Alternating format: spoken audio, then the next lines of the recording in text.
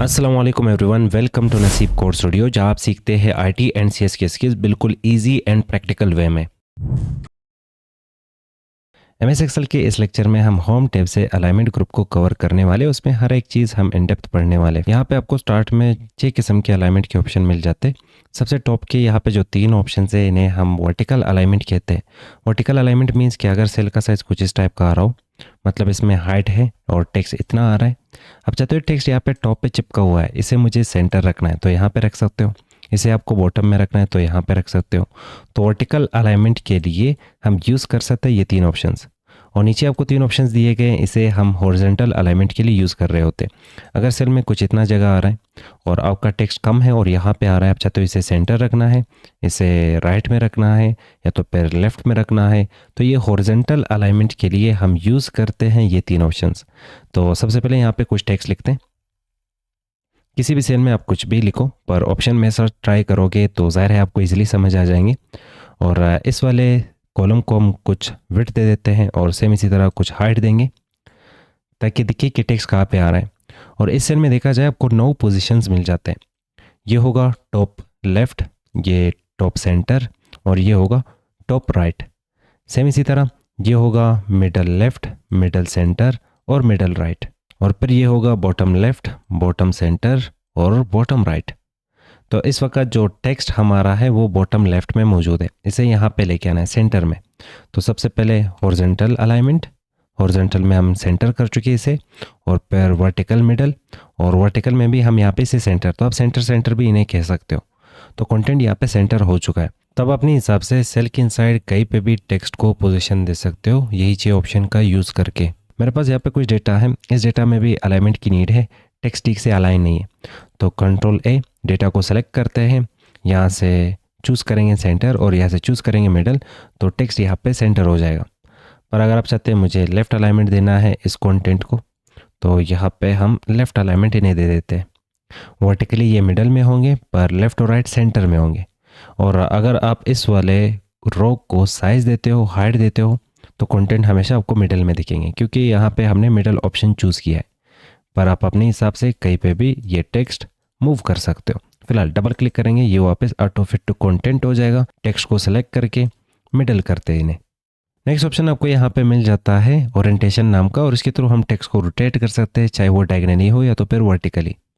तो हम टेक्स्ट को सेलेक्ट करते हैं, इस पर क्लिक करेंगे, एंगल काउंटर क्लॉकवाइज इस पर क्लिक करते हैं, तो टेक्स्ट कुछ इस तरह से रोटेट हुआ है। और फिर वापस इस पर क्लिक करके एंगल क्लॉकवाइज, फिर क्लिक करेंगे वर्टिकल टेक्स्ट, फिर रोटेट टेक्स्ट अप, और फिर यहाँ पे रोटेट टेक्स्ट डाउन।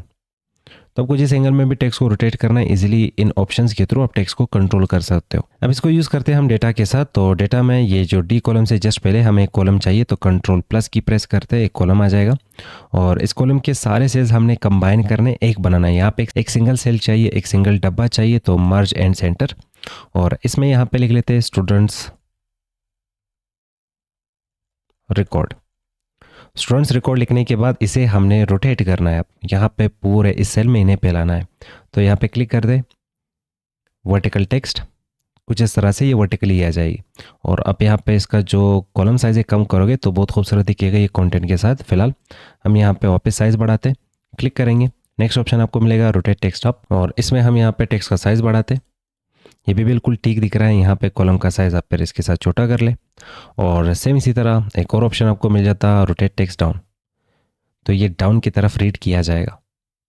और ये चीज़ ज़्यादातर आपको टाइम टेबल में दिख जाती है। टाइम टेबल में मान लें सुबह के क्लासेस इस साइड पे होते हैं, और फिर 12 बजे के बाद जो क्लासेस होते हैं, जो शाम के क्लासेस होते हैं, वो इस साइड पे, और दरमियान में एक बड़ा सा आपको दिखाया जाता है टाइम टेबल।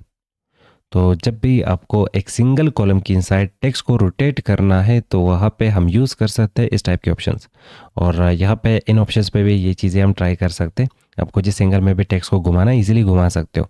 और अगर हमने टेक्स्ट को नॉर्मल करना है तो इस ऑप्शन पे क्लिक कर लो, फॉर्मेट सेल अलाइनमेंट, और इसे इनेबल करने के लिए लॉन्चर बटन अलाइनमेंट के बिल्कुल आगे आपको यहाँ पे दिख जाएगा, इस कोने में लॉन्चर बटन, इस पर क्लिक कर लो, ये विंडो आ जाएगी। और यहाँ पे आपको 1 मीटर मिल जाएगा, जैसे कि बाइक का 1 मीटर होता है जिसमें स्पीड दिखाया जाता। सेम इसी तरह यहाँ पे टेक्स्ट के लिए मीटर दिया गया है, पर इसमें हम टेक्स्ट का स्पीड नहीं, हम टेक्स्ट का ओरिएंटेशन देख सकते। आपको यहाँ पे एक नीडल मिल जाता है, इस नीडल के थ्रू आप टेक्स्ट को घुमा सकते हैं, जिस एंगल में भी आपको टेक्स्ट को घुमाना है। ओके पे क्लिक करोगे, टेक्स्ट उसी एंगल में घूम जाएगा। पर हाँ, यहाँ पे हाइट कम होने की वजह से टेक्स्ट ठीक से नहीं दिख रहा। और वापस हम यहाँ पे क्लिक करते, क्लिक करने के बाद फॉर्मेट सेल अलाइनमेंट, और यहाँ पे ये नीडल सेंटर में रखते। ओके पे क्लिक करेंगे, टेक्स्ट नॉर्मल दिखाया जाएगा। और अगर हम इस टेक्स्ट को भी ठीक करना चाहते हैं तो यहाँ पे क्लिक करते हैं। यहाँ पे आप डिग्री भी टाइप कर सकते हो। इस वक्त -90 डिग्री में टेक्स्ट को रोटेट किया गया है। हम यहाँ पे 0 लिख लेते हैं। ओके पे क्लिक करेंगे तो टेक्स्ट यहाँ पे नॉर्मल हो जाएगा। वापस लॉन्चर बटन पे क्लिक करेंगे, यहाँ पे मजीद ऑप्शंस आपको इस साइड पे मिल जाते हैं, जिसमें सबसे पहले इंडेंटेशन।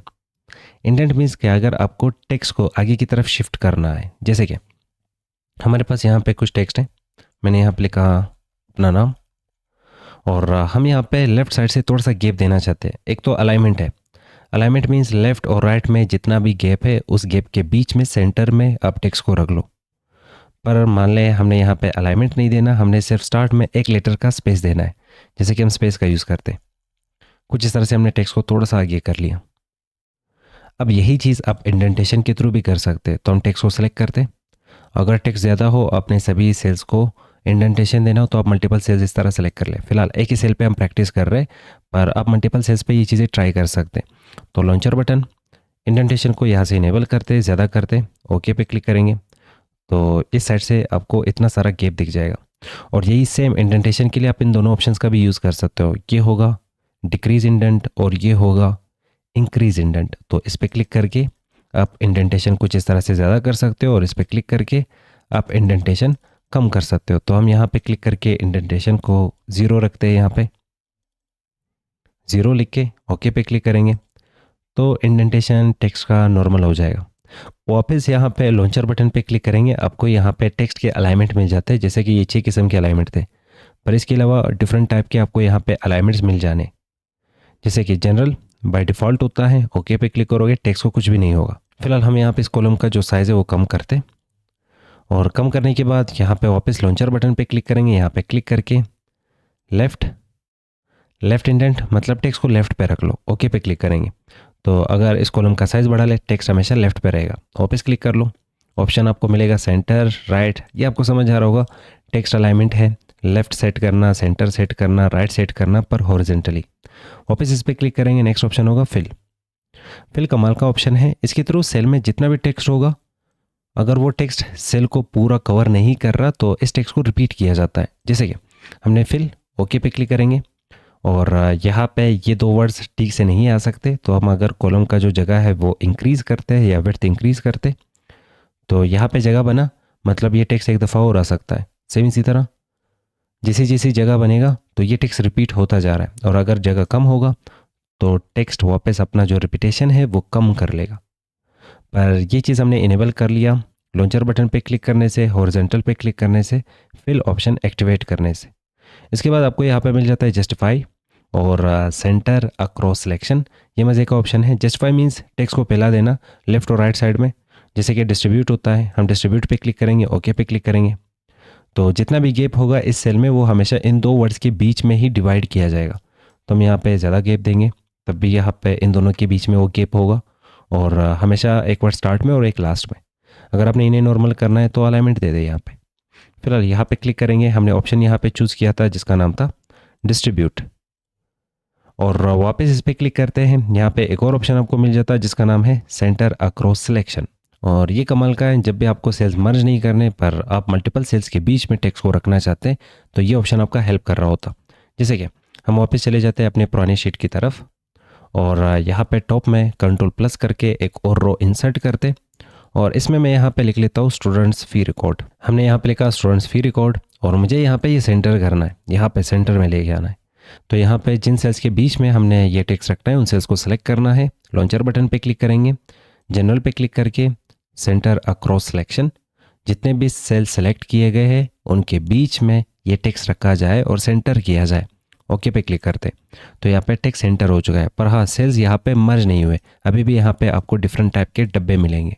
नेक्स्ट आपको यहाँ पे वर्टिकल अलाइनमेंट मिल जाता, और टॉप सेंटर बॉटम वही सेम चीज़ें जो आपने यहाँ पे देखे।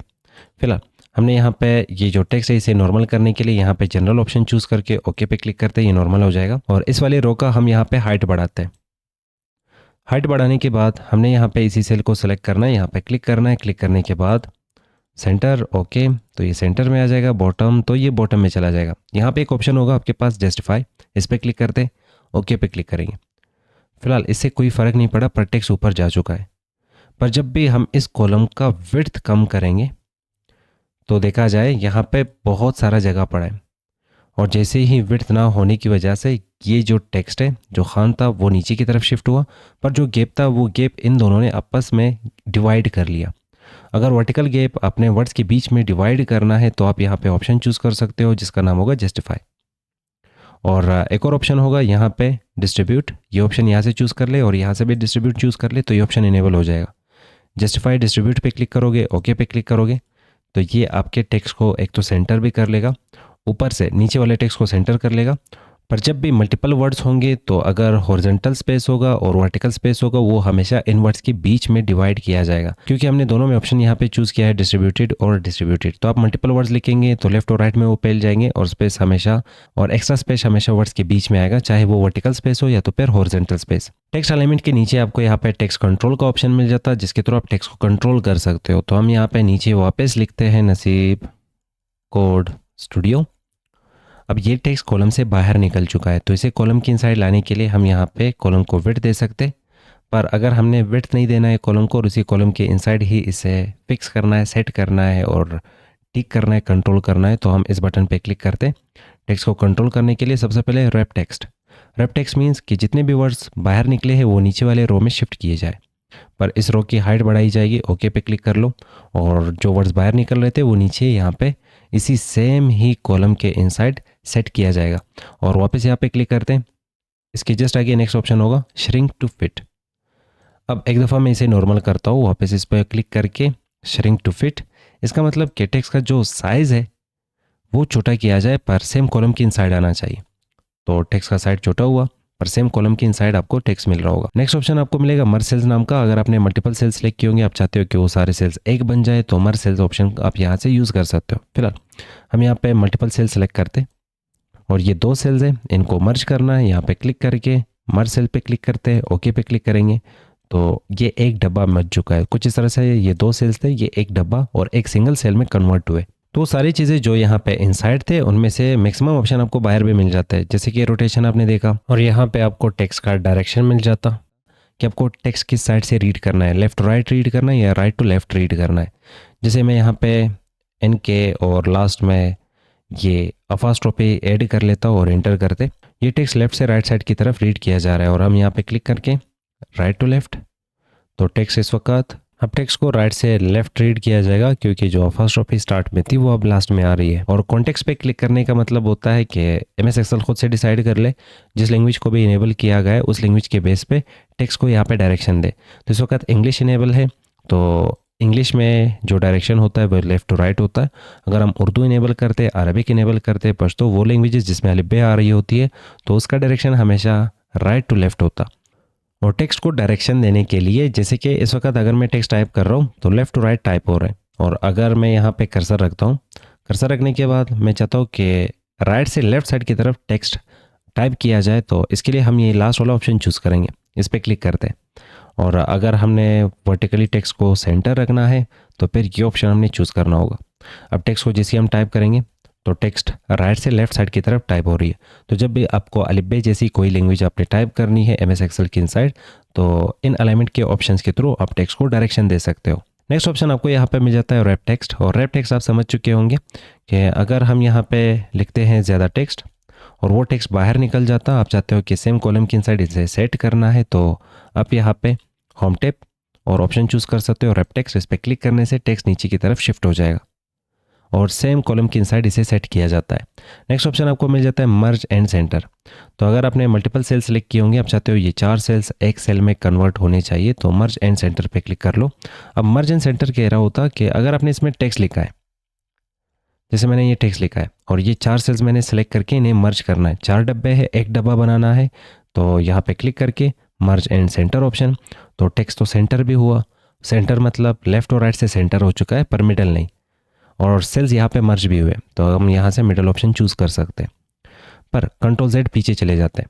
अब वापस 4 सेल्स को सिलेक्ट करेंगे, यहाँ पे ऑप्शन होगा मर्ज अक्रॉस। मर्ज अक्रॉस मीन्स अगर आप चाहते हैं कि मल्टीपल सेल्स मुझे कुछ इस टाइप का मर्ज करना है, मतलब ये 2 डब्बे हैं, ये 2 डब्बे ही मर्ज होने चाहिए, कुछ इस टाइप के ऊपर वाले डब्बे मर्ज नहीं होने चाहिए, तो आप इस तरह 2 सेल्स को सिलेक्ट करोगे, यहाँ पे क्लिक करोगे, फिर 2 सेल सेलेक्ट, यहाँ पे क्लिक, फिर 2 सेल सेलेक्ट, यहाँ पे क्लिक।